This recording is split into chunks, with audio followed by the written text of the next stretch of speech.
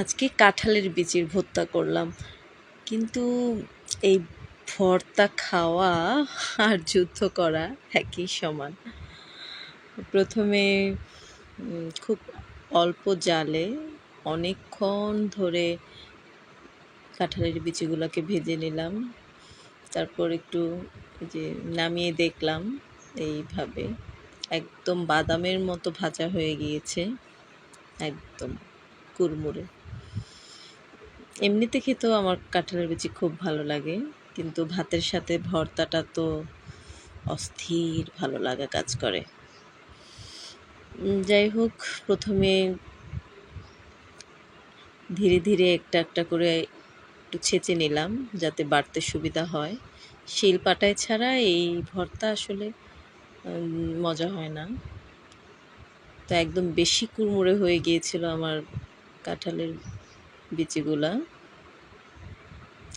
এভাবে ভেঙে তারপর মরিচ নিলাম, যে যেমন ঝাল খায়, আমি একটু কম দিলাম, আমার সাহেব আবার ঝাল পছন্দ করে না। লবণ, আর এই ভর্তার সাথে অবশ্যই পেঁয়াজ বেশি দিতে হবে, কারণ পেঁয়াজের বিকল্প নেই। তারপর ধনেপাতা তো অবশ্যই দেবেন।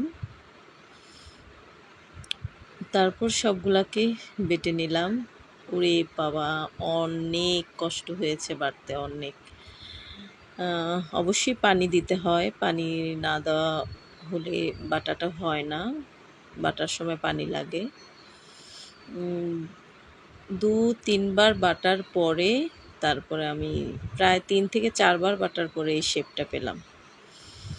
তাও মনে হয় যে আরও আরও বাটা উচিত ছিল, কিন্তু না, আর পারছি না বাবা।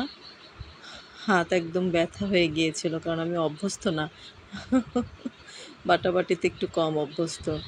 শুধু ভর্তার বেলায় একটু বেটে খাই কষ্ট করে। হাত তো একদম পুরো লাল হয়ে গিয়েছিল, আমার হাত পুরো লাল হয়ে গিয়েছিল। ভেবেছিলাম পরে বোধহয় ফোস্কা পড়ে যাবে, কিন্তু না, ফোস্কা পড়েনি। আমার স্কিন একদম পাতলা,